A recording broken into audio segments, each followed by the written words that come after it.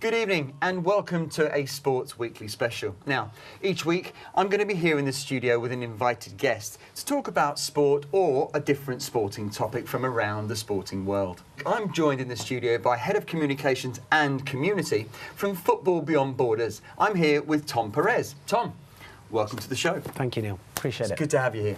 So, Tom, Football Beyond Borders, it started back in 2009 as I think it was a group of friends from SOAS University. Correct. Could you tell us what's happened between 2009 and the present day? I can give you a whirlwind tour. Yeah, that'd be I can't great. include all the detail, but it's been a spectacular 5-6 years since FBB was founded. 2009, it was SOAS University, group of friends who were very passionate about politics, society, young people, but who were also quite talented footballers.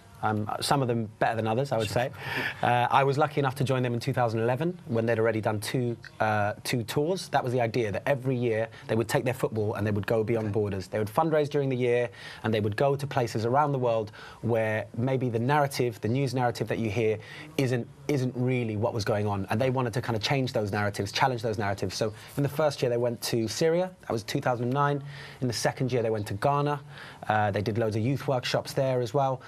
And the year that I joined was 2011. We went to Egypt during the revolution. We went to Palestine just before the statehood bid at the UN. Wow. And we also went to Jordan to see where a lot of the Palestinian refugees had actually gone and been displaced to, and try and understand their story. And the idea was we would play football. That would be our medium of communication. But at the same time, we would conduct youth workshops. We would have cultural exchanges. And so really, we were the participants. We were the young people that were going abroad. And after 2011, we kind of thought, we're coming to the end of our university journey, and actually something happened in London which made us realise that actually the same things we were doing abroad could really have an impact with young people in London. And that was the London riots. Oh, right. 2011, summer of the London riots. A lot of us, young people ourselves, were very kind of shocked by what happened, but also very inspired to do something positive to try and give young people opportunities that would permit them to have a better time as a young person. Youth clubs were being closed, sports clubs were being closed, and we realised that there's a lot of young people who are frustrated, who are angry, and who don't often have a kind of a group or something to belong to that's positive and something that can really help them flourish. So we set up Football Beyond Borders as a charity then, or we started beginning that process in 2011, 2012. We started volunteering at schools, helping out at a school in Croydon was the first school we worked at. We used to just bring a bag of footballs and we'd go to the classroom and do a homework club with the kids. It was a very rudimentary kind of setup initially. But as we got more experience and more advice, so many people supported us on the journey, and we finally registered as a charity in 2014, in July. We all quit our jobs then, because we were all doing other jobs obviously at the same time, and we started focusing on it full time, and ever since then it's just completely flourished. Wow.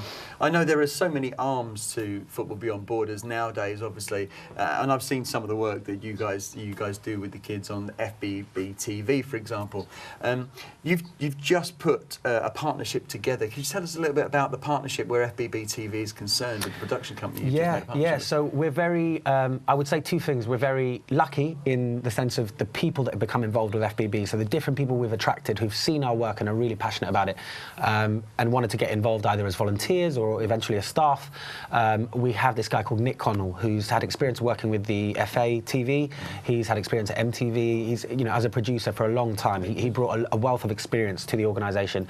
We also had some very talented young filmmakers. A guy called Brooke, who's also an incredible youth worker, but is great with a camera and is a good editor. And new people that have become involved. A guy called Yoshi. People who are passionate about football, but also have these kind of digital skills. And what we realised is that the young people we're working with, they're far more advanced even than we are when it comes to digital. They're digital natives. So really trying to harness some of the skills and the passion they have for using social media and for presenting and for talking about their own stories and giving them a platform. That was the idea with FBB TV, to give them a platform.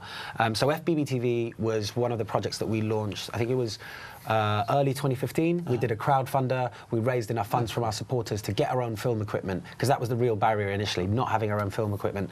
And once we had our own film equipment, we realised, wait a second, there's a gap in the market in terms of football films and youth films and production. And we have the skills and we believe we have the talent, and especially looking forward into the future, we believe that a lot of the young people we work with are going to learn the skills and improve to the point where by the time they're 18, they could essentially become filmmakers themselves. Absolutely. And get employment through our work. So that's kind of where the idea for FBB Productions came through, where it's attached to Football Beyond Borders, but it's a social enterprise in itself. The profits drive back into the charity as well. So it's giving young people that opportunity to develop their skills. And now the kind of joint program that we've set up between FBB TV and FBB Productions is called FBB Youth Voices. And that is all about the young people from our programs learning and producing their own content themselves, and some of which I've seen, great. and it's very good. I've seen some of the stuff that you do with Copper 90, and some of it's hysterical, and the kids look as if they're having a fantastic time, which is the main thing. Now, when you were back there in 2011, when you first started, now I obviously I know the kind of the guys you're working with, like Jasper Schlump and Jasper Kane. Now, were they around at the inception? So Jasper Kane was the founder. I would say him and Jack Reynolds, who are my co-directors. Right. There's three of us who kind of run separate parts of the organisation, but we all take a collective responsibility for running the organisation as directors. So they were involved right at the beginning, and then people from SOAS. Jasper Schlump was also at SOAS. Right. He's our head of partnerships. Yeah. He's been involved as a volunteer initially, and then he showed so much passion and desire. He also quit his job at another charity to come and work for Football Beyond Borders.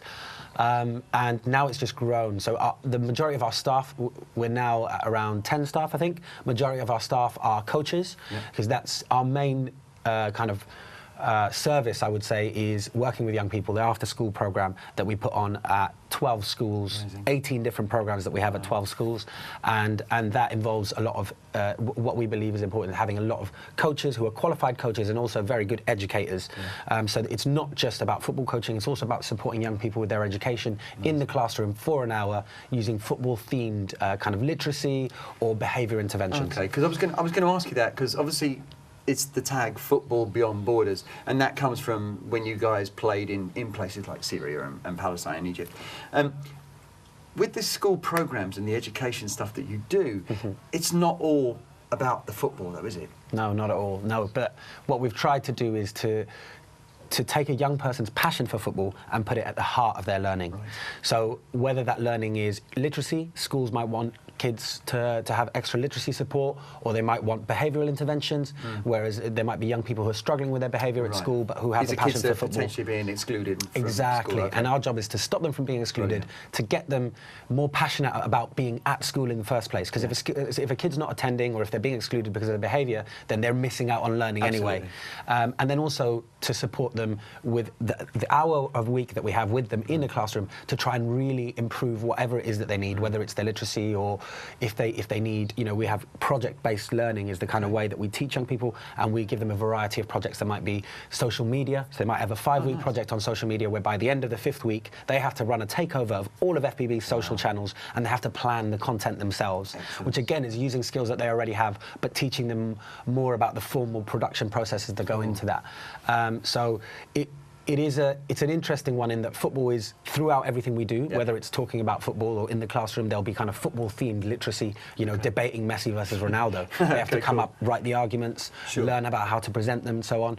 But it's not about almost a journalistic skill. Of course, exactly. But it's not about not about creating elite footballers. Sometimes people think, oh, Football Beyond Borders, they're going to be another football coaching academy. Right. We create football coaching sessions that make young people have a fun time when they play football, and obviously improve their skills. Yeah. But what we're trying to drive home to these young people is, when you leave school, you don't want to leave without an education, and you don't want to gamble on being a pro footballer, because all of them, you ask them what they want to be, they all want to be a pro footballer.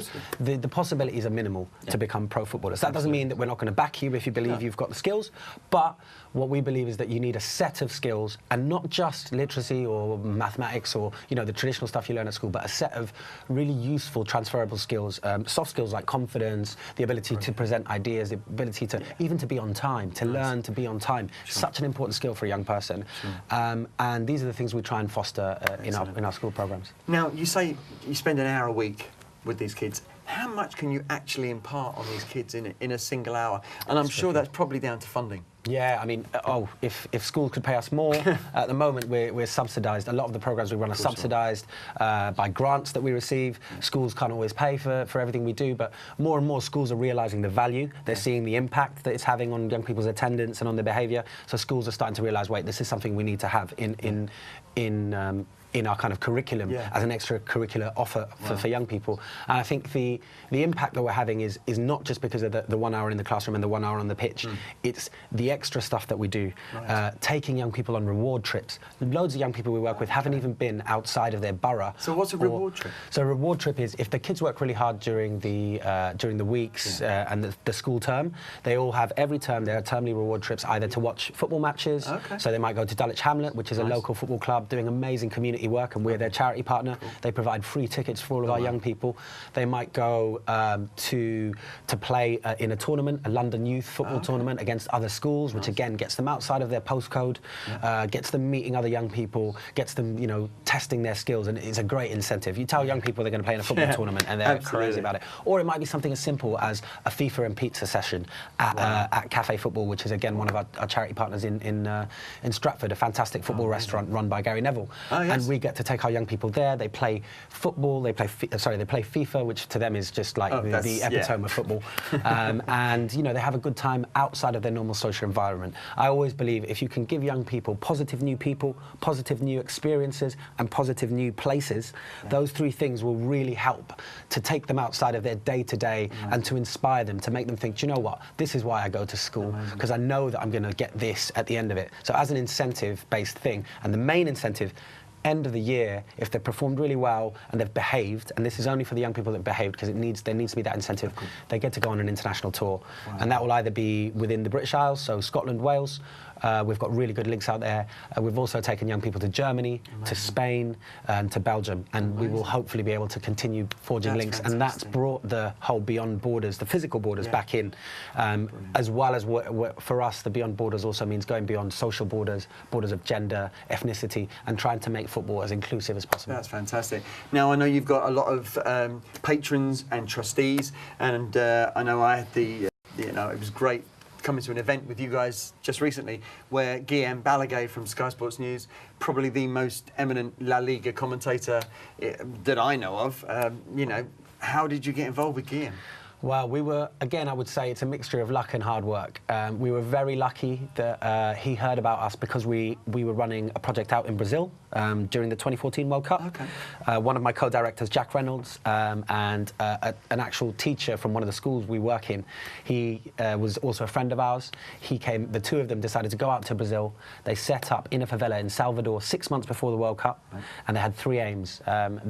One was to run a football tournament during the World Cup, an alternative one called the Favela World Cup, which would bring tourists who were arriving in Salvador together with people from the local favelas in Salvador and get them to play a tournament together and bring some of that football flavour, World Cup flavour into the favela, because otherwise people in the favela couldn't afford tickets. No, absolutely. It wasn't like a World Cup for them. No. So we decided we'd have this kind of impact through this tournament. They were almost shunned during the 2014 World Cup. Exactly. And I mean, the proceeds, the money that came into from the World Cup really didn't reach the favelas. So what we decided to do is, in conjunction with the people we met in the favelas, we set up a kind of Airbnb project in the favelas to bring money in. So tourists would come in, they would stay in local communities, with local communities in the favelas, and the hosts would receive the income, which is great. And we just facilitated that using our social media links and bringing people together from different parts of the world. And that allowed a lot of people within the fellas to feel part of the World Cup. And at the same time, we brought the youth and education element in. Nice. We worked with young people in the favelas. We asked them what would they want to learn from us. They wanted to learn English. So we used football to teach English. We created a kind of curriculum for them. The teacher from the school was passionate about it, using his kind of different teaching skills to actually learn Portuguese himself and then be able to teach English through it. And so with those three things, we actually got quite a big media buzz. We were covered in The Guardian. We were covered from Australia to USA. We had different pieces of media going out about what we'd done. So Guillaume must have picked up on some of that and thought, wow, this is a fantastic charity. He was out in Brazil at the same time. And so he got in touch and he said, what can we do together? It was a very open, what can we do? And we said, look, let's meet up, let's sit together and let's take you to one of our school programs so you can see the impact we're having. He absolutely loved it. And he was like, whatever I can do, I'll help. And since then, he's been a fantastic ambassador for us. Yes. He comes to our key events. Yeah. Well, I He heard him speak introduces just us to recently at the Match.com event. What a lovely man. And great. and he can't speak highly enough of Football Beyond Borders. And when we give people the details, at the end of this interview, I'm sure there'll be a lot more people that will be a lot more interested in the project as well. Now, people obviously stereotype football. It's a man's sport. It's just boys that want to play football. I have a 13-year-old daughter that loves playing football. So, how are you reaching out to young women, teenage girls? How are you reaching out to them? Is that something you're looking into? Yeah, big time. I mean, when we were very conscious that, first of all, the founders of Football Beyond Borders, myself, my co-directors and the staff, was very male-heavy. And at the same time, we were conscious that we didn't have enough of an offering. We hadn't tailored something that would be specifically good for young women at schools, that would be kind of football themed, but not purely football themed. Because what we're finding is at the age of about 12, 13, which is where we work with a lot of schools, young women decide, or not young women decide, but schools decide to stop offering that to young women. It's a lot of young women drop off. Exactly. The stereotyping happens, and they don't really have a platform for that. So the journey we've had is that we initially set up a women's community football project, which was it was one of our female volunteers, Sana, who's just brilliant, absolutely brilliant person. She's been so supportive of our charity for many, many years, and she helped us recruit lots of other young women to play football. She's a great footballer herself. And initially that was run also by a volunteer called JJ, who she's also great. She's a young Somalian coach and referee. And she's on FBB TV as well, isn't she? Yes, she is. She interviewed Rachel Yankee in our first ever show. Who I've we met. did. And Rachel Yankey's a massive role model for young women. So that was what we realised, is we needed more role models, and we needed to get in some kind of volunteers and hopefully staff. And now we have a head of female participation called Karina, who actually came through the community programme, played football with the women's community team. They created a team, the FPB Warriors, which has just grown from strength to strength, and actually now is providing us with coaches for the school programme, which we've tailored to. We've called it Female Fitness Education and Motivation. And that program is specifically targeted at young women going through puberty, who are at school and have a passion for football and are confident, but maybe need more of a boost in that, in confidence on the football pitch, and can benefit from playing football and being part of a wider organisation. And we now run that at 2 schools, Chestnut Grove in Balham and Archbishop Lanfranc in Croydon, and we're hoping to expand that offering at other schools in future. Cool. Now, obviously, with the Islam channel, I've recently watched the Afghanistan women's team. Now, how do you cater to the different amount of faiths? Because I know you work a lot in South London, and there are so many different religions down there. How would the schools look upon girls playing football wearing a hijab?